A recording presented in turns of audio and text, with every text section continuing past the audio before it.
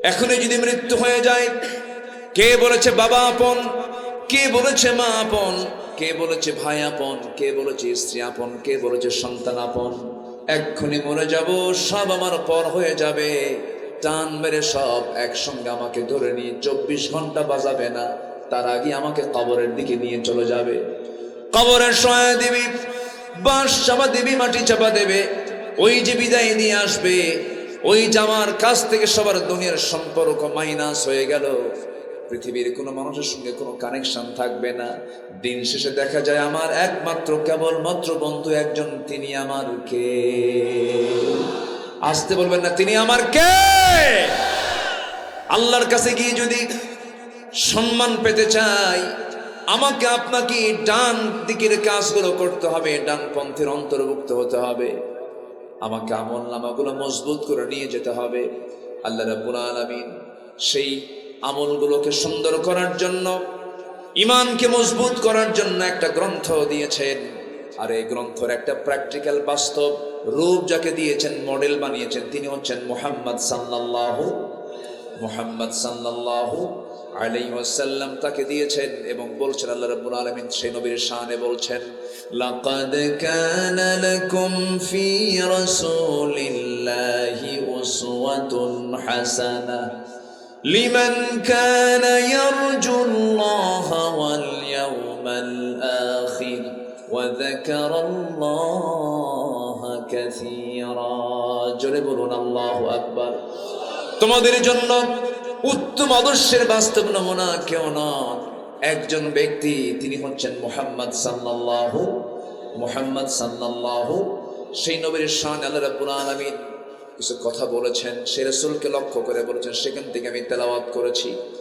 আল্লাহ রাব্বুল আলামিন আমার আপনার জীবনটাকে সাজানোর জন্য, আমার আপনার জীবনটাকে সুন্দর করে সুশৃঙ্খল জীবন যাপন গ্রহণ করার জন্য একজন নবীকে মডেল বানায় দিয়েছেন। সেই নবীটা কেমন, সেই নবীর গুণ কেমন, তার গুণাবলী কেমন, তার চরিত্র কেমন, তার সম্মান কেমন, সেই দিকে লক্ষ্য করে আল্লাহ রাব্বুল আলামিন তার রাসূলকে ডাক দিচ্ছেন, ইয়া আইয়ুহান নাবিয়্যু ইন্না আরসালনাকা শাহিদাও ওয়া মুবাশশিরাও ওয়া নাযীরাও ওয়া দাঈয়ান ইলা আল্লাহি বিইذনিহি وسراجا منيرا।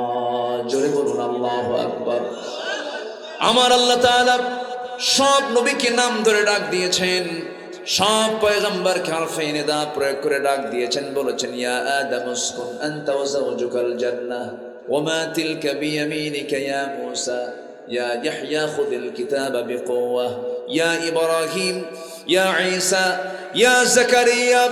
সব নবীকে আল্লাহ রাব্বুল আলামিন নাম ধরে ডাক দিয়েছেন, কিন্তু কোরআনের বা থেকে শুরু করে নিয়ে, বিসমিল্লাহর বা থেকে শুরু করে নিয়ে সূরা নাসের সিন পর্যন্ত, মিনাল জিন্নাতি ওয়ান নাস পর্যন্ত গোটা কোরআন সার্চ দিয়ে দেখবেন একটা জায়গা আল্লাহ পাক আমার নবীকে ইয়া মুহাম্মদ বলে ডাকেন নাই। সম্মান দিয়েছেন কে? আসতে বলবেন না, সম্মান দিয়েছেন কে? এই 16 বছর শুধু আলেমদের উপরে অত্যাচার নির্যাতন হয়নি, ইসলামকে নিয়ে বাজে কথা বলেছে, রাসূলের চরিত্র নিয়ে তারা কালেমা লেপন করেছে নবীর চরিত্রের উপরে। যে বা যারা ব্লগাররা এই সমস্ত গালিগালাজ দিয়েছে 16 বছর, এখন আমাদের তালিকা করার সময় হয়েছে।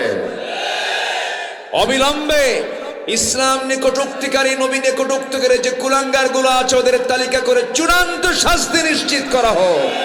রাজি আছেন কারা কারা? হাত উঁচু করে দেখা।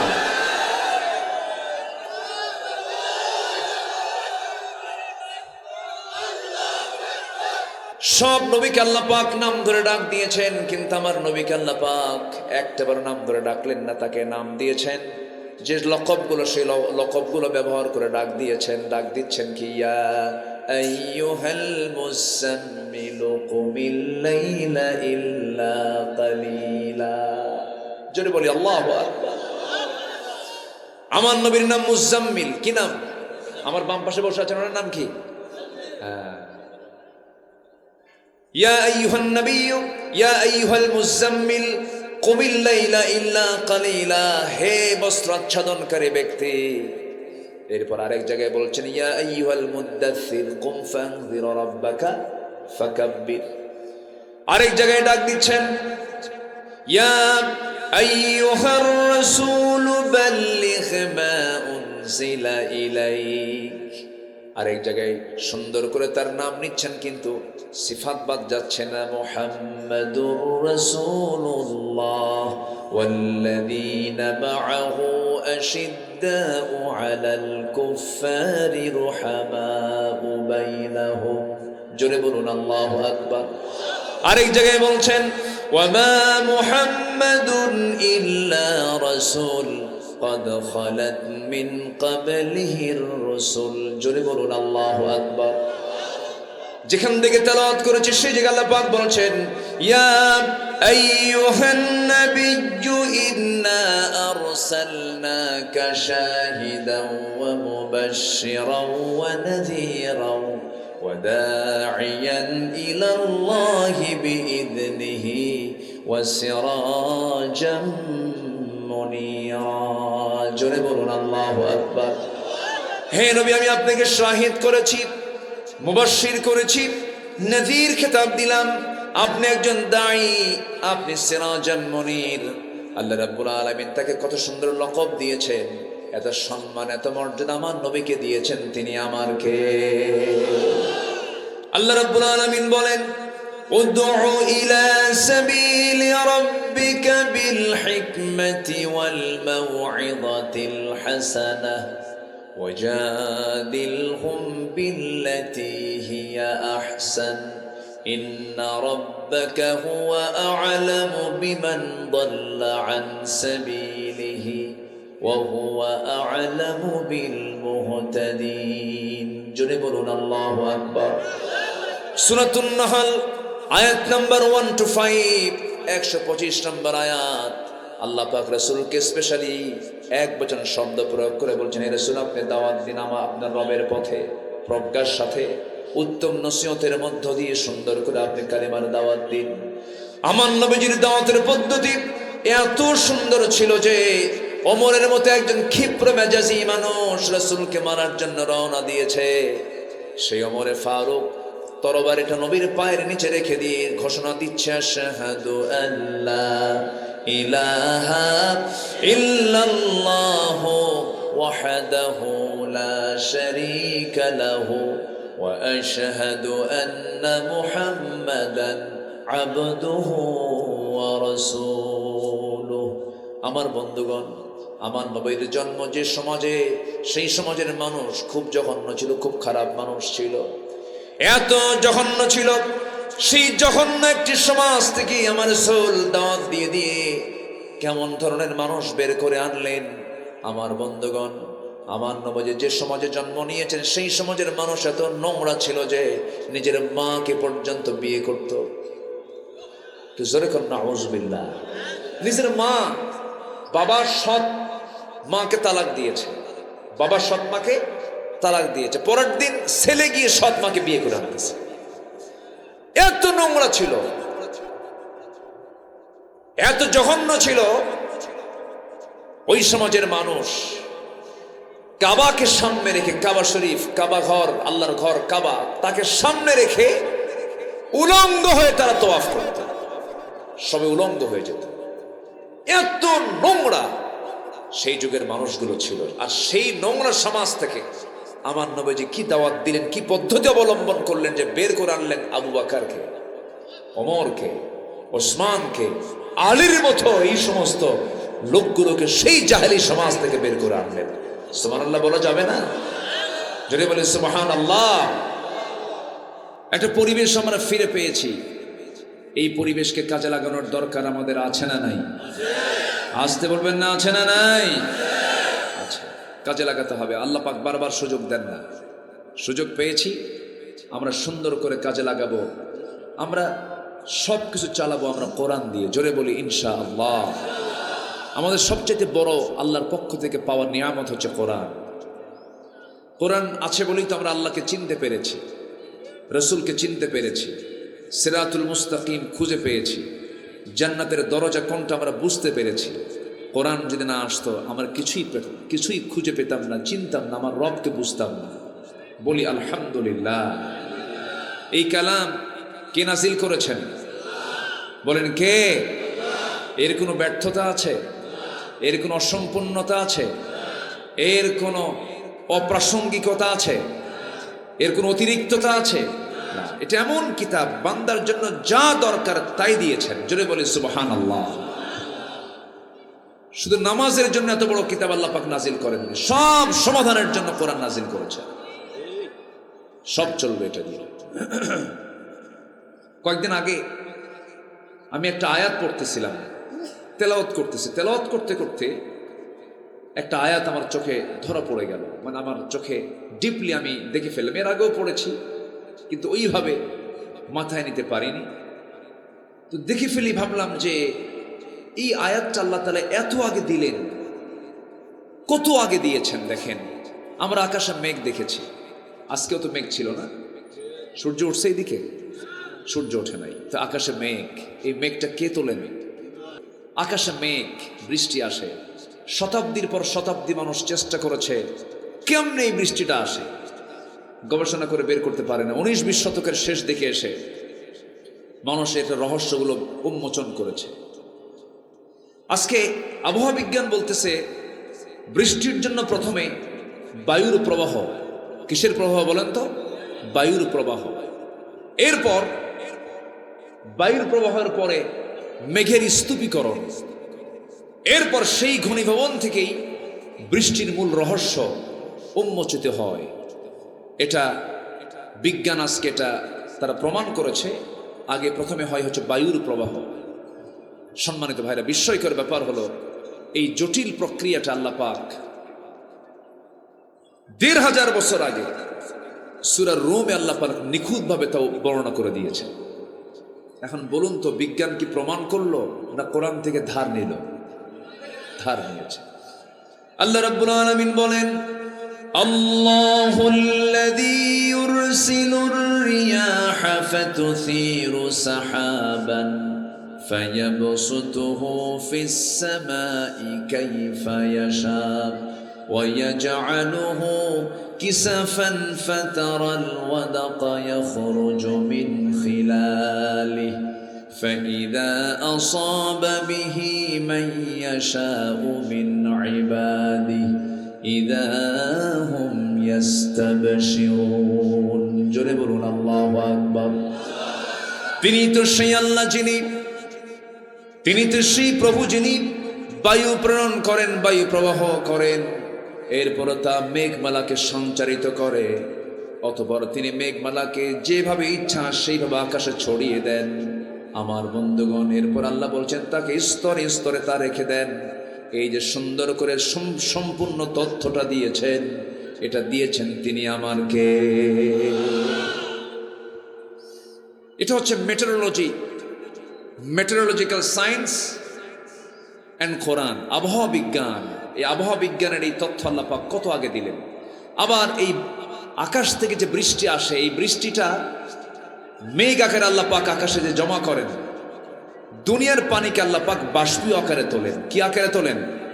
পানি চক্রের মধ্য দিয়ে এই পানি নোয়াখালী থেকে, লক্ষ্মীপুর থেকে, আবার ওইদিকে পঞ্চগড় থেকে, ঠাকুরগাঁ থেকে, নর্দমা, পচা পানি, সব জায়গা থেকে আল্লাহ পাক বাষ্পীয় আকারে উপরের দিকে উঠায় নেন। সমস্ত পানির উৎস হলো সমুদ্র। সমুদ্রের পানি কি মিঠা না লবণ? বলেন মিঠা না লবণ? লবণ পানি। আল্লাহ যখন তোলেন পানি, তখন কি মিঠা তোলেন না লবণ তোলেন? উপরে যখন উঠান তখন কি উঠান? কি মিঠা না লবণ? মিঠা তোলেন। আকাশের বৃষ্টি কি লবণ লাগে না মিঠা লাগে? মিঠা, যেটা পান করার মতো। সমুদ্রের পানি কি পান করা যায়? কিন্তু সমুদ্রের পানি আল্লাহ পাক লবণ কেন করলেন? লবণ করার কারণ হলো গোটা পৃথিবীর সমস্ত জীবাণুগুলো নদী নালা খাল বিল দিয়ে সব পচা আবর্জনাগুলো সব চলে যায় সমুদ্রে। সমুদ্রের পানি যদি লবণ না হয়, তাহলে এই আবহাওয়ার সাথে ওই পচা দুর্গন্ধ মিলে পৃথিবীর এই অক্সিজেন, পৃথিবীর যে বাতাস, এটা দূষিত হয়ে যেত, মানুষ বাঁচা কঠিন হয়ে যেত। আল্লাহ পাক এটাকে হজম করার জন্য ওখানে লবণ সেট করেছেন। জোরে বলে সুবহানাল্লাহ। কিন্তু আল্লাহ যখন পানি তোলেন তখন ফিল্টারিং করে মিঠা পানি আকাশে তোলেন, বাষ্পীয় আকারে বৃষ্টি দেওয়ার জন্য, আকাশ থেকে পানি বর্ষণ করার জন্য।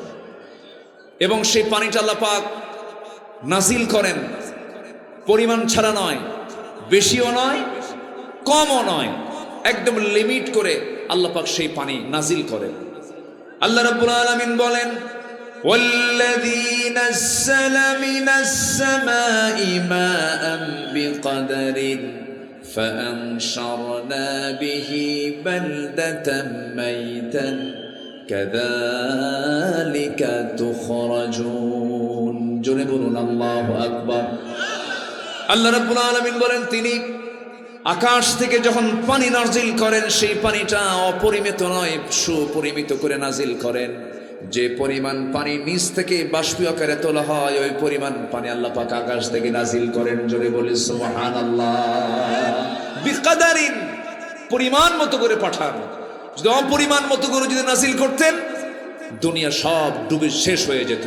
আল্লাহ পাক তোলেনও পরিমাণ মতো, নাজিল করেনও পরিমাণ মতো। এই যে সুন্দর করে তিনি যে নাজিল করছেন, এই পদ্ধতি, এই পানি চক্রের এই পদ্ধতি, দুনিয়ার সমস্ত টেকনোলজিকে, প্রযুক্তিকে ব্যবহার করেও যদি পানির এই চক্রটি যদি কৃত্রিমভাবে পুনরুৎপাদন করতে চেষ্টা করত, কিয়ামত পর্যন্ত দুনিয়ার কোন টেকনোলজিকে এই পানির যে চক্র, এই চক্রকে আবিষ্কার করতে পারবে? পারবে না।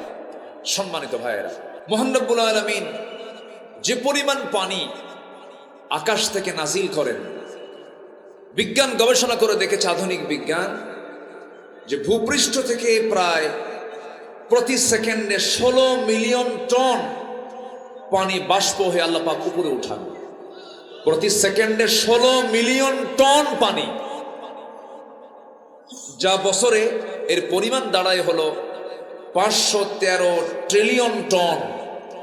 513 ট্রিলিয়ন টন। এই যে পানির এই সিস্টেম পদ্ধতি, সব আল্লাহ পাক সৃষ্টি করেছেন, এই প্ল্যান তৈরি করেছেন সব বান্দার জন্য। জোরে কোন সুবহানাল্লাহ। আর জোরে বলে সুবহানাল্লাহ। যদি এই পানির পরিমাণ যদি সুপরিমিত না হতো, সঠিকভাবে যদি এটাকে যদি নাজিল না করা হতো, গ্রাউন্ড ওয়াটার লেভেল ক্রমশ নিচে নেমে যেত, সাস্টেইনেবল ওয়াটার ম্যানেজমেন্ট চ্যালেঞ্জের মুখে পড়ে যেত, এবং ভূগর্ভস্থ পানির স্তর কমে এগ্রিকালচারাল প্রোডাক্টিভিটি এবং আরবান ওয়াটার সাপ্লাই ব্যাপক সংকটে পড়ে যেত। একসময় গ্রাউন্ড ওয়াটার রিজার্ভস কমে যেত, ফলে পুরো বিশ্ব ইকোলজিক্যাল যে সিস্টেমের ভারসাম্য নষ্ট হয়ে প্রাণের অস্তিত্বের ধ্বংস হয়ে যেত। পৃথিবীর কোনো মানুষ টিকতে পারতো না, কোনো প্রাণী টিকতে পারতো না। সব ম্যানেজমেন্ট করেছেন তিনি কে? আসতে বলবেন না, তিনি কে? আল্লাহ। আল্লাহ তাআলা এই তথ্য কত আগে কোরআনে দিয়েছেন। সম্মানিত ভাইয়েরা, সেই কোরআন যদি আজকে আমাদের সামনে না থাকতো, আমরা কিছুই জানতে পারতাম না। কোরআন আছে বলি সবচেয়ে আমার প্রিয়জন চিনতে পেরেছি আমরা কাকে। আসতে বলবেন না, কাকে? আল্লাহকে। সে আল্লাহ তাআলা আমাকে আপনাকে একটা লক্ষ্যে বানিয়ে পৃথিবীতে পাঠিয়েছেন। সে লক্ষ্য হলো, কারো গোলামি করা যাবে না, গোলামি করতে হবে একজন প্রভুর। তিনি আমার কে? আসতে বলবেন না, তিনি আমার কে? তিনি কি ক্ষণস্থায়ী না চিরস্থায়ী? ক্ষণস্থায়ী না চিরস্থায়ী? তিনি কি কখনো মারা যাবেন? তিনি কখনো মৃত্যুবরণ করবেন? তিনি কে? আল্লাহ। আল্লাহ রাব্বুল আলামিন তার পরিচয়টা একটা আয়াতের ভিতরে 9টা বাক্যের মধ্য দিয়ে তার পরিচয় দিয়েছেন। যারা পারেন ঠোঁট মিলিয়ে বলুন, আল্লাহু লা ইলাহা ইল্লাহু আল হাইয়ুল কাইয়্যুম লা তা'খুযুহু সিনাতুন ওয়ালা নাওম লাহু মা ফিস সামাওয়াতি ওয়া মা ফিল আরদি মান যাল্লাযী ইয়াশফা'ু 'ইনদাহু ইল্লা বিইذনিহি ইয়া'লামু মা বাইনা আইদিহিম ওয়া মা খালফাহুম ولا يحيطون بشيء من علمه إلا بما شاء وسع كرسيه السماوات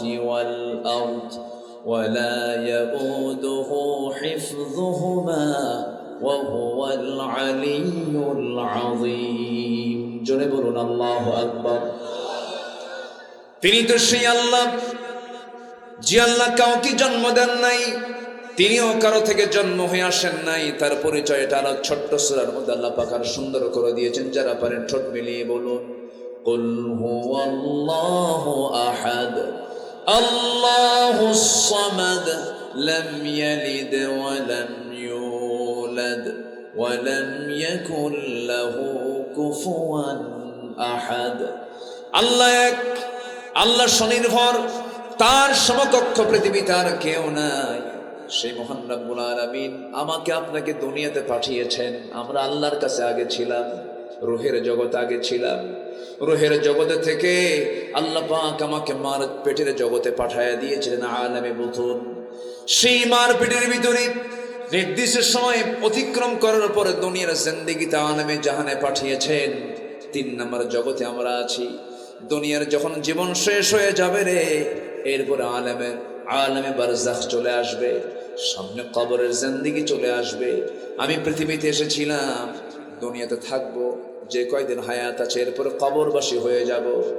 এখনই যদি মৃত্যু হয়ে যায়, কে বলেছে বাবা আপন, কে বলেছে মা আপন, কে বলেছে ভাই আপন, কে বলেছে স্ত্রী আপন, কে বলেছে সন্তান আপন? এক্ষুনি মরে যাব, সব আমার পর হয়ে যাবে। টান মেরে সব একসঙ্গে আমাকে ধরে নিয়ে 24 ঘন্টা বাজাবে না, তার আগে আমাকে কবরের দিকে নিয়ে চলে যাবে। কবরের সহায় দিবি, বাঁশ চাপা দিবি, মাটি চাপা দেবে। ওই যে বিদায় নিয়ে আসবে, ওই জামার কাছ থেকে সবার দুনিয়ার সম্পর্ক মাইনাস হয়ে গেল। পৃথিবীর কোনো মানুষের সঙ্গে কোনো কানেকশন থাকবে না। দিন শেষে দেখা যায় আমার একমাত্র কেবলমাত্র বন্ধু একজন, তিনি আমার কে? আসতে বলবেন না, তিনি আমার কে? আল্লাহ তাআলা। সে আল্লাহর কাছেই যেহেতু ফিরে যেতে হবে, আমাকে কিছু আমল নামা ডান হাতে নিয়ে আমাকে যেতে হবে। আমরা কি আল্লাহর সামনে গিয়ে লজ্জা পেতে চাই না সম্মান নিতে চাই? লজ্জা নিতে চাই না সম্মান পেতে চাই? আল্লাহর কাছে গিয়ে যদি সম্মান পেতে চাই, আমাকে আপনাকে ডান দিকের কাজগুলো করতে হবে, ডান পন্থের অন্তর্ভুক্ত হতে হবে। আমাকে আমল নামাগুলো মজবুত করে নিয়ে যেতে হবে। আল্লাহ রাব্বুল আলামিন সেই আমলগুলোকে সুন্দর করার জন্য, ইমানকে মজবুত করার জন্য একটা গ্রন্থ দিয়েছেন। আর এই গ্রন্থের একটা প্র্যাকটিক্যাল বাস্তব রূপ যাকে দিয়েছেন, মডেল বানিয়েছেন, তিনি হচ্ছেন মুহাম্মদ সাল্লাল্লাহু আলাইহি ওয়াসাল্লাম। তাকে দিয়েছেন এবং বলছেন আল্লাহ রাব্বুল আলামিন সেই নবীর শানে বলছেন, লাকাদ কানা লাকুম ফি রাসূলিল্লাহি উসওয়াতুন হাসানাহ লিমান কানা ইয়ারজুল্লাহা ওয়াল ইয়াওমাল আখির ওয়া যাকারাল্লাহা কাসীরা। জোরে বলুন আল্লাহু আকবার। তোমাদের জন্য উত্তম আদর্শের বাস্তব নমুনা কেউ নন, একজন ব্যক্তি, তিনি হচ্ছেন মুহাম্মদ সাল্লাল্লাহু। সেই নবীর শান আল্লাহ রাব্বুল আলামিন কিছু কথা বলেছেন, সেই রাসূলকে লক্ষ্য করে বলেছেন, সেখান থেকে আমি তেলাওয়াত করেছি। আল্লাহ রাব্বুল আলামিন আমার আপনার জীবনটাকে সাজানোর জন্য, আমার আপনার জীবনটাকে সুন্দর করে সুশৃঙ্খল জীবন যাপন গ্রহণ করার জন্য একজন নবীকে মডেল বানায় দিয়েছেন। সেই নবীটা কেমন, সেই নবীর গুণ কেমন, তার গুণাবলী কেমন, তার চরিত্র কেমন, তার সম্মান কেমন, সেই দিকে লক্ষ্য করে আল্লাহ রাব্বুল আলামিন তার রাসূলকে ডাক দিচ্ছেন, ইয়া আইয়ুহান নাবিয়্যু ইন্না আরসালনাকা শাহিদান ওয়া মুবাশশিরান ওয়া নাযীরান ওয়া দা'iয়ান ইলা আল্লাহি বিইذনিহি ওয়াসিরাজাম মুনীরা। জোরে বলুন আল্লাহু আকবার। আমার আল্লাহ তাআলা সব নবীকে নাম ধরে ডাক দিয়েছেন, সব পয়গম্বরকে হরফে নিদা প্রয়োগ করে ডাক দিয়েছেন। বলেছেন, ইয়া আদম উসকুন আনতা ওয়া যাওজুকাল জান্নাহ وما تلك بيمينك يا موسى يا يحيى خذ الكتاب بقوة يا إبراهيم يا عيسى يا زكريا সব নবীকে আল্লাহ রাব্বুল আলামিন নাম ধরে ডাক দিয়েছেন, কিন্তু কোরআনের বা থেকে শুরু করে নিয়ে বিসমিল্লাহর বা থেকে শুরু করে নিয়ে সূরা নাসরের সিন পর্যন্ত মিনাল জিন্নাতি ওয়ান নাস পর্যন্ত গোটা কোরআন সার্চ দিয়ে দেখবেন একটা জায়গা আল্লাহ পাক আমার নবীকে ইয়া মুহাম্মদ বলে ডাকেন নাই। সম্মান দিয়েছেন কে? আসতে বলবেন না, সম্মান দিয়েছেন কে? এই 16 বছর শুধু আলেমদের উপরে অত্যাচার নির্যাতন হয়নি, ইসলামকে নিয়ে বাজে কথা বলেছে, রাসূলের চরিত্র নিয়ে তারা কালেমা লেপন করেছে নবীর চরিত্রের উপরে। যে বা যারা ব্লগাররা এই সমস্ত গালিগালাজ দিয়েছে 16 বছর, এখন আমাদের তালিকা করার সময় হয়েছে। অবিলম্বে ইসলাম নিকটুক্তিকারী নবী নিকটুক্তিকারী যে কুলাঙ্গার গুলো আছে ওদের তালিকা করে চূড়ান্ত শাস্তি নিশ্চিত করা হোক। রাজি আছেন কারা কারা? হাত উঁচু করে দেখা।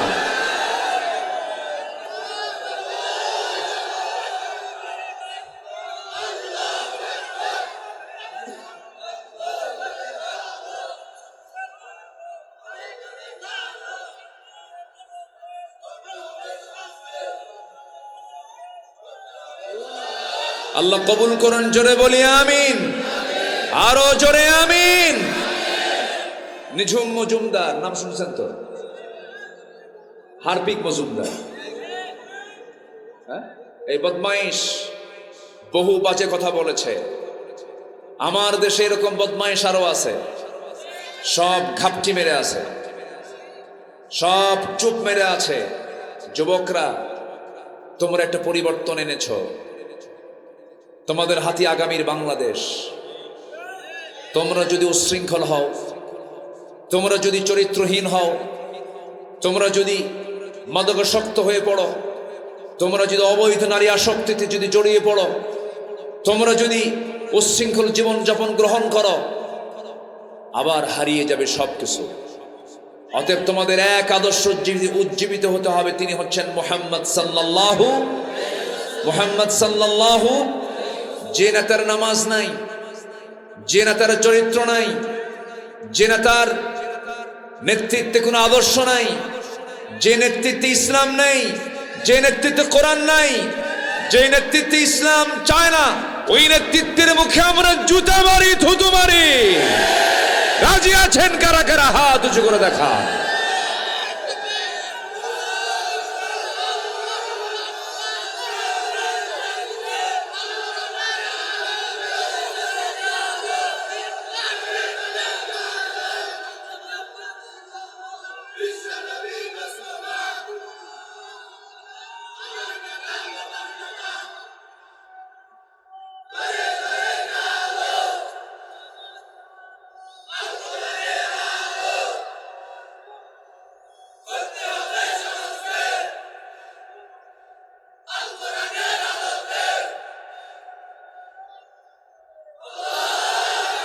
আল্লাহ কবুল করুন, জোরে বলি আমিন। সম্মানিত ভাইয়েরা, সম্মানিত বন্ধুগণ, রাসূলকে যদি আপনি শুধু নামাজে মানেন, রাসূলকে শুধু যদি আপনি রোজায় মানেন, নামাজে মানবো, রোজায় মানবো, মেসোয়াকে মানবো, মিষ্টি খাওয়াতে মানবো, ঘুমাতে মানবো, জুব্বায়ে মানবো, দাড়িতে মানবো, সুরমাতে মানবো, দাঁত ভাঙ্গা সুন্নত মানবো না, রাষ্ট্র গঠনের সুন্নত মানবো না, আপনি উম্মত নন, আপনি ভণ্ড, আপনি প্রতারক। সমাজে আছে না নাই? এরকম আছে না নাই? সব দেখলাম তো, সব দেখা শেষ। কেউ 25 বছর, কেউ 16 বছর, দেখলাম না, দেখেছি না, সব দেখা শেষ। আগামীর দেশ হচ্ছে কোরআনের দেশ ইনশাআল্লাহ। আল্লাহ কবুল করুন, আল্লাহ কবুল করুন। আমাদের নেতা আছে না নাই? মুহাম্মদ সাল্লাল্লাহু। আমাদের রব আছে না নাই? কে? আমাদের সংবিধান আছে না নাই? কি? আমাদের দল আছে না নাই? তার নাম ইসলাম। তার নাম কি? অতএব এই সমস্ত কথার ভিতরে এই মূল বিষয়ে ফাংশনে যদি কেউ নাক গলাতে চায়, একদম গলা চিপে ধরবো আমরা। এক্ষেত্রে কোনো আপোষ করা ইমান কি? ইমানটাকে আমার ধরে রাখতে হবে। সম্মানিত ভাইয়েরা, রাসূল কেমন ছিলেন, তার আদর্শকে আমরা ফলো করব। জোরে বলি ইনশাআল্লাহ। যুবকরা, তোমাদের জন্য আমি ওয়াজ রেডি করেছি, তোমরা ভালো হও। গার্লস স্কুলের সামনে যেন সিট হয়ে পড়ে থেকো না। এগুলো আকাম কুকাম করা যাবে না। এগুলো লস প্রজেক্ট। কি প্রজেক্ট? চুরি, ফিতা, ফুসকা, যা খাও বা যা কিনে দিবে সব লস। সব কি লস। ওইদিকে যাবাই না। সূরা ইউসুফ পড়বা। কি পড়বা? কি সূরা? ইউসুফ। আল্লাহু আকবার। সুন্দরী নারী তাকে ঘরের মধ্যে তুলে আটকা রেখেছে, সৌন্দর্যের পসরা তার সামনে ডিসপ্লে করছে, আর নিবেদিত গোলাম ইউসুফ আলাইহিস সালাম চোখের পানি ফেলে ফেলে কেঁদে কেঁদে আল্লাহর কাছে দোয়া করছেন, আল্লাহ এই বিপদ থেকে তুমি আল্লাহ আমাকে বাঁচাও। সুবহানাল্লাহ বলা যাবে না? জোরে বলি সুবহানাল্লাহ। কি আদর্শ আল্লাহ পাক রাসূলদেরকে দিয়েছেন, এক একটা নবীর এক একটা আদর্শ। জোরে বলি আল্লাহু আকবার। ইউসুফ আলাইহিস সালামের আদর্শ ছিল তিনি নারীর ফিতনায় নিজেকে জড়ান নাই, জেল খেটেছেন, জান নাই। আল্লাহু আকবার। আমার বন্ধুগণ, যুবকরা, নবীর জীবন থেকে আমরা আদর্শ লালন করব, আদর্শগুলোকে গ্রহণ করে নেব। মুমিনদের জন্য নবীর জীবন থেকে করণীয় 15টা আদর্শ আজকে আমরা শিখে যাব। কয়টা আদর্শ বলেন? একটাও কিন্তু বলুন, মোটামুটি 15টা আদর্শ আজকে একটা একটা করে শিখবো। জোরে বলি ইনশাআল্লাহ। আরো জোরে বলি ইনশাআল্লাহ। তাহলে এতক্ষণ ধরে আমরা শুনেছি সব নবীকে আল্লাহ পাক নাম ধরে ডাক দিয়েছেন, কিন্তু আমার নবীকে আল্লাহ পাক একটাবার নাম ধরে ডাকলেন না। তাকে নাম দিয়েছেন যে লকবগুলো, সেই লকবগুলো ব্যবহার করে ডাক দিয়েছেন। ডাক দিচ্ছেন কি? ইয়া আইয়ুহাল মুযাম্মিলু কুমিল লাইলা ইল্লা কালিলা। জোরে বলি আল্লাহু আকবার। আমার নবীর নাম মুযাম্মিল। কি নাম? আমার বাম পাশে বসে আছেন, ওনার নাম কি? ইয়া আইয়ুহান নাবিয়্যু ইয়া আইয়ুহাল মুযাম্মিল কুমিল লাইলা ইল্লা কালিলা। হে বস্ত্র আচ্ছাদনকারী ব্যক্তি। এরপর আরেক জায়গায় বলছেন ইয়া আইয়ুহাল মুদ্দাসসির কুম ফানযির রাব্বাকা ফাকাব্বির। আরেক জায়গায় ডাক দিচ্ছেন ইয়া আইয়ুহার রাসূল বাল্লিগ মা উনজিলা ইলাইক। আরেক জায়গায় সুন্দর করে তার নাম নিচ্ছেন, কিন্তু সিফাত বাদ যাচ্ছে না। মুহাম্মাদুর রাসূলুল্লাহ ওয়াল্লাযীনা মাআহু আশিদ্দাউ আলাল কুফফারি রুহামাউ বাইনাহুম। জোরে বলুন আল্লাহু আকবার। আরেক জায়গায় বলছেন ওয়া মা মুহাম্মাদুন ইল্লা রাসূল قد خلت من قبله الرسل। জোরে বলুন আল্লাহু আকবার। যেখান থেকে তেলাওয়াত করেছি সেই জায়গায় আল্লাহ পাক বলছেন ইয়া আইয়ুহান নাবিয়্যু ইন্না আরসালনাকা শাহিদান ওয়া মুবাশশিরান ওয়া নাযীরান ওয়া দা'iয়ান ইলা আল্লাহি বিইذনিহি ওয়া সিরাজাম মুনীরা। জোরে বলুন আল্লাহু আকবার। হে নবী, আমি আপনাকে শাহিদ করেছি, মুবাশশির করেছি, নাযীর খেতাব দিলাম। আপনি একজন দাঈ, আপনি সিরাজাম মুনীর। আল্লাহ রাব্বুল আলামিন তাকে কত সুন্দর লকব দিয়েছেন, এত সম্মান, এত মর্যাদা আমার নবীকে দিয়েছেন। তিনি আমার কে? সেই নবীর জীবন থেকে 15টা আদর্শের মধ্যে 1 নম্বর আদর্শ হলো রাসূল ছিলেন একজন শ্রেষ্ঠ দাঈ ছিলেন। আমরা দাওয়াত দেব। জোরে বলি ইনশাআল্লাহ। এই উম্মতে মুহাম্মাদে, আমার দেশের কিছু উম্মতে মুহাম্মাদে কিন্তু বিড়ির দাওয়াতও দেয়। কিসের দাওয়াত দেয়? বিড়ি খায়। বন্ধু আরেকটা লাগা, তুই লাগা, এটাও দাওয়াত। কিন্তু এটা দাওয়াত না।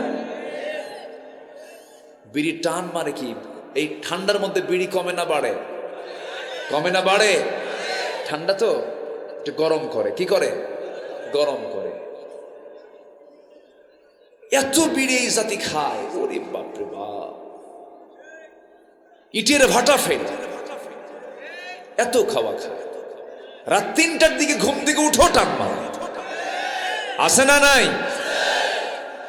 অর্থমন্ত্রী প্রত্যেক বছরের বাজেটে বিড়ির দাম বাড়ায়। যারা বিড়ি খায় তারা খায় তুই আরো বাড়া, প্রয়োজনে বাড়ি বিছা খাবো। আছে না নাই? এগুলো খাওয়া যাবে না। সব নেশা বাদ দিতে হবে, কারণ এই মুখে নেব কার নাম? কার নাম নেব? জিহ্বাকে কন্ট্রোল করতে হবে। এই জিহ্বায় সব কিছু নেওয়া যাবে না, সব কথা বলা যাবে না, সব খাবার খাওয়া যাবে না। অকুলু লিন্নাসি হুসনা কুলু মিম্মা কুলু মিন তাইয়্যিবাত মা রাযাকনাকুম। পবিত্র কিছু খাও আর সুন্দর কিছু কথা বলো। কার কথা? আল্লাহর কথা। এজন্য আমরা কোনো নেশার দিকে যাব না। আপনি বিড়ি খাবেন, এটা একটা পাপ। এই পাপের চিহ্ন আল্লাহ পাক আপনার চেহারায় তুলে দিবেন। যে বিড়ি খায় তার ঠোঁট কি হয়? বলেন কি হয়? কালো হয়। ও ঠোঁট বলে দেয় ওটা পাক্কা কি খোর। আরো জোরে, বিড়ি খোর।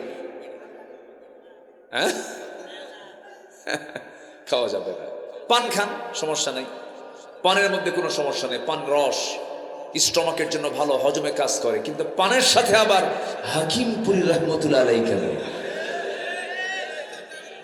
এখানে কথা আছে না নাই? আছে না নাই? এগুলো খাওয়া যাবে না। আমার নবীজির দাঁতটা ছিল কত পরিচ্ছন্ন।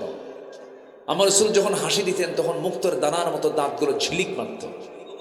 জোরে বলি সুবহানাল্লাহ।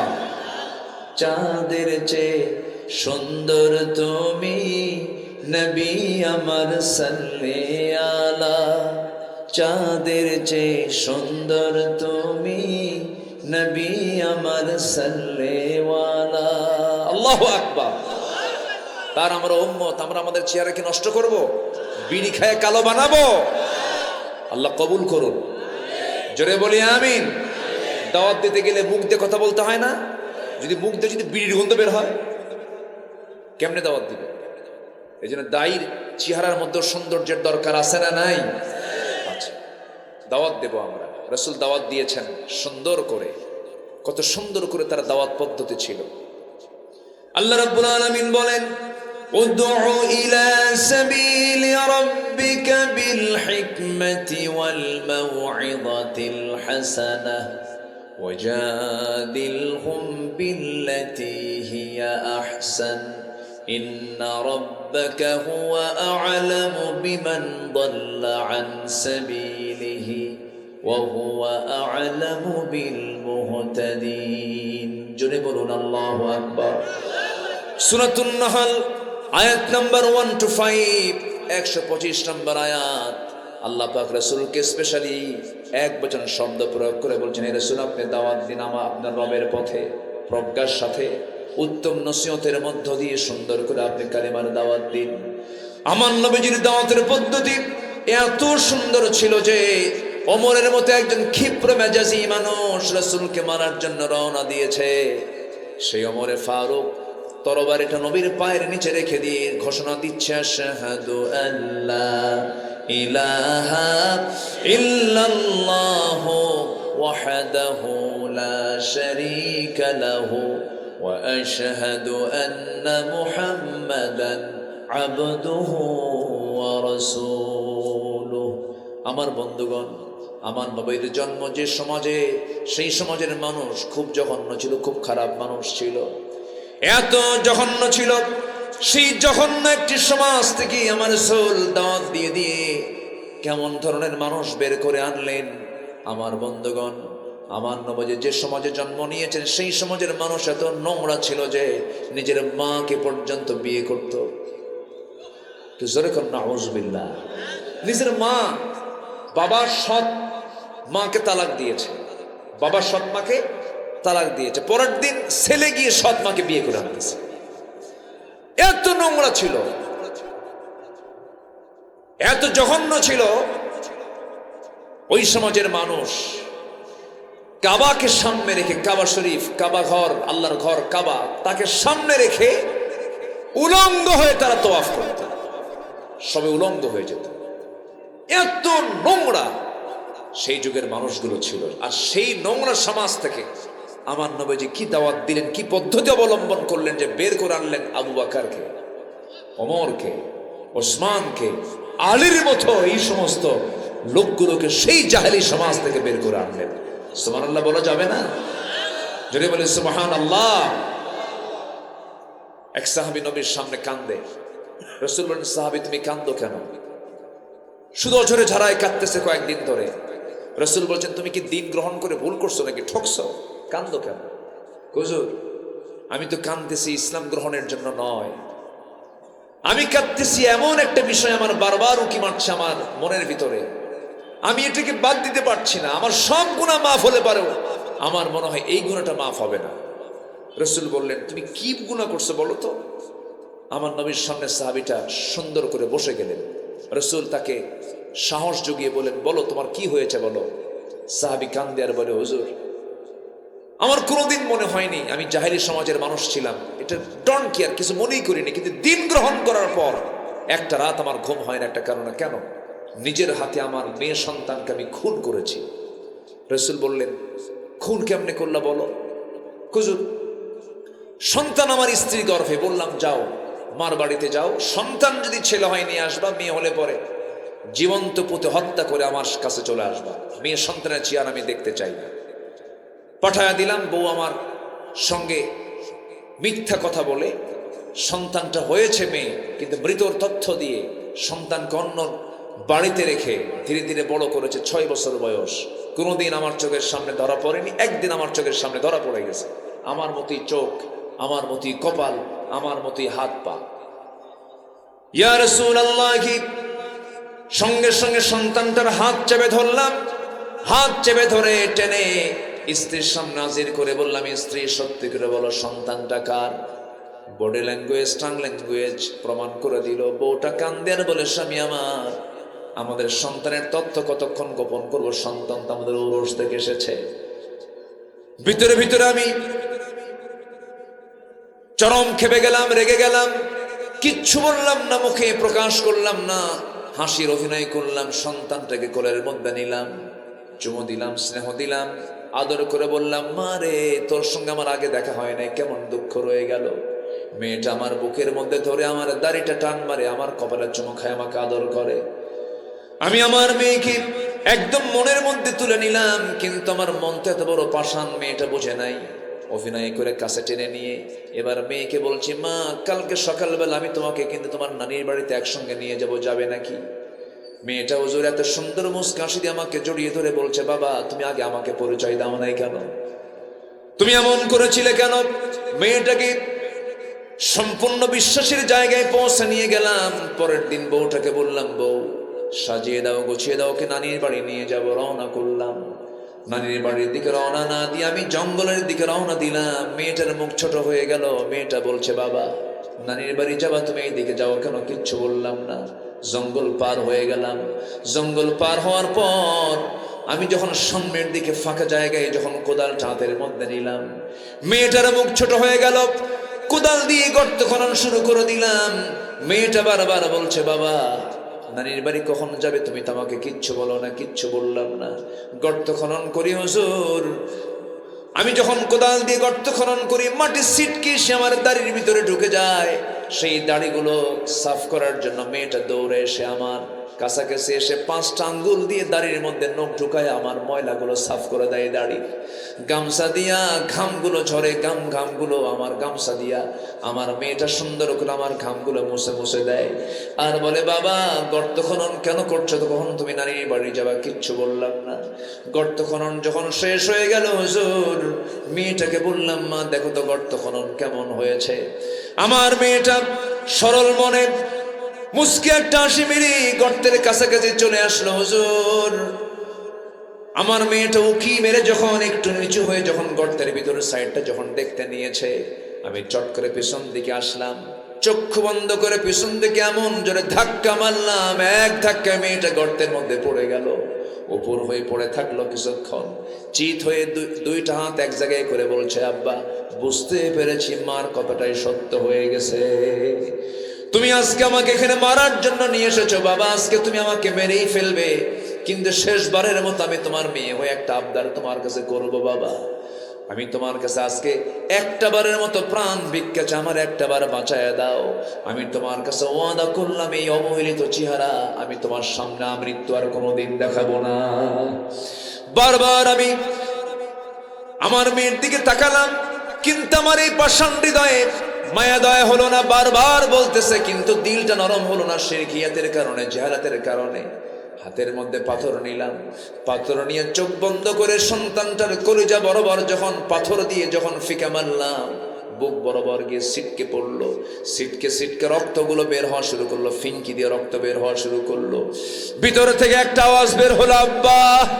এইটা আমার কানে এসে ধাক্কা লেগেছিল সেই দিন, কিন্তু তেমন কোনো প্রতিক্রিয়া হয় নাই। কিন্তু যেদিন আমি ইসলাম কবুল করেছি সেই দিন থেকে নিয়ে আজ পর্যন্ত প্রত্যেক রাতে যখন ঘুমাতে যাই তখন পিছন থেকে আমার সন্তান ওই আব্বা ডাকটা আমার কানে আসে, বারবার ধাক্কা খায়। আমার সহ্য হচ্ছে না হুজুর, আমার মনে হয় সবগুলো গুনাহ মাফ হবে, আমার এই গুনাহটা মাফ হবে না হুজুর। পাথর চাপা দিয়া, মাটি চাপা দিয়া জন্মের মতো আমি শেষ করে দিয়েছি। রাসূল সাহাবীকে বুকের সঙ্গে জড়িয়ে ধরে বলছে, দাহিয়ে কলবি রে, চিন্তা করিস না, আমার আল্লাহ রহমান রহিম। ইসলাম গ্রহণের কারণে এই গুনাহ তোর জীবন থেকে আল্লাহ রাব্বুল আলামিন মাফ করে দিয়েছে। জোরে বলে সুবহানাল্লাহ। সেই খুনে ধরা অসভ্য বর্বর একটা এত নিচু জাতিকে বিশ্বের সেরা জাতিতে রূপান্তরিত করেছেন কোন জাদু মন্ত্র টোনা যন্ত্র দিয়ে নয়, দুনিয়ার কোন তন্ত্র মন্ত্র দিয়ে নয়, একমাত্র আমার নবীজি সমাজটাকে চেঞ্জ করেছেন। কি দিয়া? বলেন কি দিয়া? সেই রাসূল সেই সমাজে দাওয়াত দিয়ে ওই লোকগুলোকে 100 কাঠিতে আবদ্ধ করেছেন। সেই দাওয়াত আমরা দেব। এখন দাওয়াতের সুযোগ এসেছে। যুবকরা, তোমার গ্রামে কোন বাড়ি থেকে মহিলা বোরকা ছাড়া বের হয়, সেই বাড়ির মুরব্বীকে গিয়ে বলবে, আপনার মেয়ে বোরকা ছাড়া বের হলে আমাদের অসুবিধা হয়। কি আমরা যুবক, আমরা ইয়াং, আমাদের যৌবন টকবক করে, আমরা যৌবনে পদার্পণ হয়েছে। আপনার মেয়েকে এই গ্রাম থেকে যদি আপনি বাইরে যেতে বলেন, বোরকা ছাড়া বের হওয়ার কোনো সুযোগ নাই, একদম পুরো আলটিমেটাম দিয়ে দিবা। ঠিক কিনা বলেন? এখন ওপেন দাওয়াত দিতে হবে। আপনার গ্রামের মাতব্বর নামাজ পড়ে না, আপনি বলবেন আপনি মাতব্বর থাকেন, সমস্যা নাই, কিন্তু নামাজ পড়তে হবে। নামাজ যদি না পড়ে সোজা বলে ফেলতে হবে, যুবক, নামাজ আপনার ভিতরে নাই, আপনার মাতব্বরই আমরা মানি না। কি কথা ক্লিয়ার? কথা ক্লিয়ার? এরকম করে তা'মুরুনা বিল মা'রুফ ওয়া তানহাউনা আনিল মুনকার, সৎ কাজের আদেশ এবং অসৎ কাজের বাধা আমাদের দেওয়ার দরকার আছে না নাই? আসতে বলবেন না, আছে না নাই? আমি কি আলোচনা শেষ করে দেব? আলোচনা চালাবো? দু একজন করে ওঠার চান্স নিচ্ছেন, কিন্তু শেষ করে দেব নাকি? বসুন, কেউ তো যায় নাই আলহামদুলিল্লাহ। মাঝখানে কি যেন হলো, খুব ওয়াজ হলো, আমার সাথে আরো কিছু লোক ওয়াজ করছে। হ্যাঁ, খুব কিছু কি যেন হলো। যাই হোক, আল্লাহ তুমি তাদেরকে বোঝার তৌফিক দিয়ে দাও। আমিন। জোরে বলি আমিন। যদি কেউ পরিকল্পিতভাবে কোনো ষড়যন্ত্র করেই থাকে, না বুঝে করে থাকে, আল্লাহ তুমি তাকে মাফ করে দাও। আমিন। আর যদি মুনাফিকি চালনে যদি কিছু করে থাকে, কোরআনের গজব ওর উপরে নাজিল হবে। ঠিক কিনা? কোরআনের সঙ্গে যারা বেয়াদবি করে, বলছে বড় বেদব আছে। আমার দিকে তাকান। নাম্বার 1 বলেছি, দাওয়াত দেব আমরা নবীর মতো। জোরে বলি ইনশাআল্লাহ। জোরে বলি ইনশাআল্লাহ। দাওয়াত দিতে গেলে রাগ দরকার না ধৈর্য দরকার? ধৈর্য। বলেন কি দরকার? ধৈর্য দরকার। রাসূল মার খান নাই? কেমন মার খেয়েছেন? আরে কত মার খেয়েছেন, কে না জানেন? প্রচুর মার খেয়েছেন, কিন্তু নবীজির ধৈর্য ছিল কম না বেশি? রাসূল হাসি মুখে বরণ করে নিয়ে বলেছেন, ওরা বোঝে নাই, আমি ওদেরকে মাফ করে দিলাম। জোরে বলে সুবহানাল্লাহ। সম্মানিত ভাইয়েরা, নবীর জীবন থেকে মুমিনের জন্য অনুকরণীয় 15টা আদর্শে 1 নম্বর বললাম দাওয়াত। নাম্বার 2 হচ্ছে দাওয়াত দিতে গেলে আমার নবীর কিছু গুণ ছিল। 2 নম্বর হলো সাহসিকতা। সাহসিকতার প্রয়োজন আছে না নাই বলেন তো? ইমানদার ভীরু হয় না সাহসী হয়? ভীরু হয় না সাহসী হয়? সাহসী। ফাসদা বিমা তুমার ওয়া আরিদ আনিল মুশরিকিন। হে রাসূল, আপনি প্রকাশ্যে শোনায় দেন, কাউকে পরোয়া করার দরকার নাই। আল্লাহু আকবার বলেন। আল্লাহু আকবার। আমার নবীজি চুল পরিমাণ কখনো ভয় পান নাই, কোনোদিন না, একটা বারের জন্য ঘাবড়ে যান নাই তিনি। যত বড় মুসিবত এসেছে, ধৈর্যের পিরামিড, সাহসের পিরামিড হয়ে সামনে দাঁড়ায় গেছে। বিজয় দিয়েছেন কে? বিজয় দিয়েছেন কে?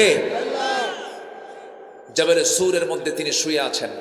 সাইয়েদনা আবু বকর নিজের চিন্তা না করে রাসূলের চিন্তা করে কাঁদতে কাঁদতে অস্থির হয়ে যাচ্ছেন। রাসূল বলছেন, আবু বকর কান্দো কেন? হুজুর সব তো দেখে ফেললো, আপনারা মেরে ফেলবে। রাসূল মুস্কি হাসি মেরে বলছেন, আবু বকর এত চিন্তা করো কেন? আমরা তো সংখ্যায় কম নই, আমরা দুজন আছি, কিন্তু আল্লাহ আমাদের সাথে আছেন। আল্লাহু আকবার বলেন। আমার সঙ্গে আল্লাহ থাকলে আর কিছু লাগে? আমাদের সাহসকে, আমাদের শক্তিকে, আমাদের একমাত্র ভরসাকে, আমাদের একমাত্র নির্ভরতাকে আল্লাহ। নাম্বার 3 হলো ধৈর্য ধরা। নাম্বার 3 কি ধরা? ধৈর্য। ধৈর্যের দরকার আছে না নাই? ধৈর্য আগে না বিয়ে আগে? বিয়ে আগে। বিয়ে আগে। কি আগে? ধৈর্য আগে না বিয়ে আগে? পেঁচ লাগাই দিচ্ছে। কয়েকদিন আগে এক মহিলা ফোন দিয়েছে আমাকে। ফোন দিয়ে বলে, হুজুর আমার স্বামী সকালেও তালাক দেয়, বিকেলেও তালাক দেয়, আমি কি আসি না নাই? বুঝলেন? সকালেও তালাক দেয়, বিকেলেও তালাক দেয়। এরকম কিছু বেকুব মার্কার স্বামী আছে না নাই বলেন তো? এই জন্য ধৈর্যের দরকার আছে না? আছে। স্বামী স্ত্রীর মধ্যে গন্ডগোল হয়েছে, ধৈর্য ধরবে বেশি কে? স্ত্রী না স্বামী? ও, আপনি কিচ্ছু করবেন, খুব ভালো। নেতাকে স্ত্রী না স্বামী? এখন তো জোরই বললেন স্বামী। নেতা হবেন কিন্তু ধৈর্য ধরবেন না, তাহলে কেমন কথা হবে? ধৈর্যের পরিচয় বেশি দেবে হলো স্বামী। আল্লাহ তাআলা নারীদেরকে জ্ঞানের কিছু ঘাটতি দিয়েছেন, দ্বীনের কিছু ঘাটতি দিয়েছেন, ইলমের ঘাটতিও দিয়েছেন, দ্বীনের ঘাটতিও দিয়েছেন। এই জন্য ধৈর্যের পরিচয় বেশি দিতে হবে পুরুষকে। আল্লাহ তাআলা নারীকে এক ধরনের ধৈর্য দিয়েছেন, পুরুষকে আরেক ধরনের ধৈর্য দিয়েছেন। আল্লাহ পাক নারীকে দিয়েছেন সন্তান লালন পালনের ধৈর্য। সন্তানের বয়স 6 মাস, আপনি তার বাবা, কিন্তু আপনার বউ বলল, তোমাকে এখন দিয়ে গেলাম, তুমি 12 ঘন্টা এই বাচ্চা দেখবা। 12 ঘন্টার মধ্যে কয়টা আছাড় খাবে কত? বলেন, আপনি বলেন। আমরা এটা পারবো না, কিন্তু আমাদেরকে আবার অন্য জায়গায় ধৈর্য ধরতে হবে। সেই ধৈর্য শক্তি আল্লাহ পাক আমাদের সকল জায়গায় দান করুন। জোরে বলি আল্লাহুম্মা আমিন। ধৈর্য ছাড়া কোনো কিছু অর্জন করা যাবে না। ব্যবসা ধৈর্য, নামাজ ধৈর্য, বসে আছেন কি লাগে? ধৈর্য লাগে। আমার বন্ধুগণ, নাম্বার 4 হলো পরিবারের প্রতি দায়িত্বশীলতা। পরিবারকে সচেতন করতে হবে, পরিবারকে জাহান্নাম থেকে বাঁচাতে হবে। রাসূলের আদর্শ ছিল এগুলো। আমার নবীজি পরিবারের প্রতি খুব যত্নশীল ছিলেন। আমার নবীজি বাচ্চাদেরকে খুব যত্ন নিতেন, নাতিদের যত্ন নিতেন, বউ বাচ্চাদের যত্ন নিতেন, জাহান্নাম থেকে বাঁচানোর জন্য চেষ্টা করতেন। আমার নবীজি নিজের মেয়ে ফাতিমাকে বিয়ে দিয়েছেন ধনীর সাথে না গরিবের সাথে? গরিবের সাথে বিয়ে দিয়েছেন। বিয়ে দিয়ে আমার নবীজি হেরে যান নাই। 3 দিনও পার হতো না রাসূল মেয়েকে দেখতে যেতেন, তাকে বুঝায় আসতেন, কাছে টানতেন, পরিবারের হকগুলো আদায় করতেন। একদিন ফাতিমা রাদিয়াল্লাহু তাআলা আনহা নবীর সামনে এসে বলছেন, আব্বা জান, আমি আপনার কাছে আজকে একটা জিনিস নেওয়ার জন্য আসছি। আব্বা জান, আমাদের ঘরটা কাঁচা ঘর, ঘরের মধ্যে একটু কাজ করলে কাপড় চোপড় ময়লা হয়ে যায়। আপনার কলিজার টুকরা নাতি 2টা আছে, এই নাতি 2টার সামাল দিতে গিয়ে আমার কষ্ট হয়ে যায়। আপনি দেখুন তো আমার জন্য একটা খাদেম দেখা যায় নাকি, কাজের মানুষ দেখা যায় নাকি? সঙ্গে সঙ্গে রাসূল আস্তে করে মেয়েকে ডেকে বলছে, মা এদিকে আসো। তোমার পিতা মুহাম্মদ সাল্লাল্লাহু আলাইহি সাল্লাম নিজের কাপড় নিজে ধুয়ে ফেলে, নিজের ঘর নিজে ঝাড় দেয়। তোমার বাবা অন্য কারো সহযোগিতা নিয়ে করতে চায় না। তোমার আব্বা এমন কাজটাই পছন্দ করেন। আমি চাই আমার মেয়ে ফাতিমার তার কাজের জন্য কোনো মানুষের প্রয়োজন দরকার নাই। মা তুমি চলে যাও, আমি তোমাকে একটা আমল শেখা দিলাম, সুবহানাল্লাহ আলহামদুলিল্লাহ আল্লাহু আকবার। 33 বার তুমি সকাল সন্ধ্যা পড়বে। আমার আল্লাহ রাব্বুল আলামিন তোমার সমস্ত কাজের জিম্মাদার হয়ে যাবেন। জোরে বলি সুবহানাল্লাহ। আমার নবীকে সময় দিয়েছেন, নাতিদেরকে সময় দিয়েছেন, পরিবারকে সময় দিয়েছেন। রাসূল স্ত্রীদেরকে এত মহব্বত করতেন, স্ত্রীদের মাঝে কম্পিটিশন হয়ে যেত, সবাই বলতো আমাকে রাসূল বেশি ভালোবাসেন, আমাকে রাসূল বেশি ভালোবাসেন, অথচ রাসূল সবাইকে সমান চোখে দেখেছেন। জোরে বলে সুবহানাল্লাহ। আমার বন্ধুগণ, নাম্বার 5 হলো আমানতদারিতার দিকে ঠিক থাকতে হবে। আমানতদারিতা ঠিক না থাকলে তার ঈমান ঠিক থাকবে না, ন্যায় বিচার থাকতে হবে। নাম্বার 7 হলো সকল হক আদায় করতে হবে, এতিমের হক, নিকটাত্মীয়ের হক, প্রতিবেশীর হক, এই সমস্ত আচরণগুলো ঠিক রাখতে হবে, হকগুলো আদায় করতে হবে। ওয়া'বুদুল্লাহ ওয়া লা তুশরিকু বিহি শাইআন ওয়া বিল ওয়ালিদাইনি ইহসানান ওয়া বিযিল কুরবা ওয়াল ইয়াতামা ওয়াল মাসাকিন ওয়াল জারি যিল কুরবা। জোরে বলুন আল্লাহু আকবার। সব হকগুলো আদায় করতে হবে। এমন সন্তান বাংলার জমিনে আছে, educated, masters pass, BCS cadre, বাপ মাকে দেখে না। আসতে কয়, আসতে কয়, আছে না নাই? আছে। বাপ মার দেখার সুযোগ নাই, সময় নাই, তার এত ব্যস্ত, বাপ মাকে দেখতে পারে না, বাপ মার সেবা করতে পারে না। আজকে চিন্তা করে দেখুন, শিক্ষার হার কিন্তু বেড়েছে, কিন্তু মানবিকতা, বাবা মার প্রতি সদয় হওয়া, প্রতিবেশীর প্রতি সদয় হওয়া, হক আদায় করা, এগুলোর কাজ কি বেড়েছে না কমেছে? কমেছে। বাপ মার সেবা কি বেড়েছে না কমেছে? কমেছে। শিক্ষার হার কিন্তু বেড়েছে। শিক্ষিত লোকের মধ্যেই আজকে তালাকের প্রবণতা বেশি। মূর্খ সমাজে কিন্তু তালাক নাই। তালাক আজকে কি? শিক্ষিত সমাজে আজকে তালাকের পরিমাণ বেশি, অশান্তি। এরপর এই দেশকে এত পিছনে নিয়ে আসলো, কোনো কৃষক নয়, কোনো শ্রমিক নয়, কোনো প্রবাসী নয়। প্রবাসী রেমিটেন্স দেশে এসেছে, দেশ আগায় দিয়েছে তারা। শ্রমিক শ্রম দিয়েছে, দেশ আগায় দিয়েছে তারা। অশিক্ষিত কৃষক কৃষিকাজ করে দেশকে আগায় দিয়েছে। কৃষক, শ্রমিক, প্রবাসী আগায় দিয়েছে। কিন্তু এই দেশের টাকা এই 16 বছরে প্রায় 11 লক্ষ কোটি টাকা দেশ থেকে পাচার করেছে কারা? কলমের খোঁচা দিয়া শিক্ষিত নামের কলঙ্ক কিছু বদমাইশগুলো, ঠিক কিনা? এখান থেকে আরেকটা বিষয় ক্লিয়ার হয়ে গেল, সকল শিক্ষাই মূল শিক্ষা নয়। শিক্ষার ভিতরে কিছু শিক্ষা আছে যে শিক্ষার মধ্য দিয়ে তার ফলাফল 0, আর কিছু শিক্ষা আছে যার ফলাফল জাতি গঠনে বড় অবদান রাখতে পারে। তার নাম হলো কিসের শিক্ষা? বলেন, বলেন কিসের শিক্ষা? প্রত্যেকটা ডিপার্টমেন্টে কোরআন শেখা বাধ্যতামূলক করা দরকার আছে না নাই? বলেন। সামনের দেশ আমরা সাজাতে যাচ্ছি, যেহেতু যুবকরা, তোমাদের দায়িত্ব হলো এই বিষয়টা তোমরা মাথায় নিয়ে নাও। নৈতিক চরিত্র গঠন করতে গেলে নৈতিকতার শিক্ষা ছাড়া নৈতিক চরিত্র কখনো ভালো হতে পারে না। মাকে ভাত দেয় না।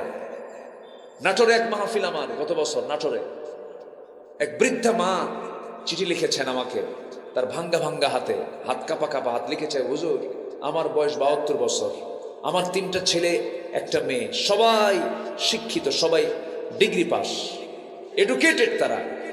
আমার মেয়েকে বিয়ে দিয়েছে, 3টা ছেলে বিয়ে করেছে, আমার ঘরের চতুর্পার্শ্বে তাদের ঘর।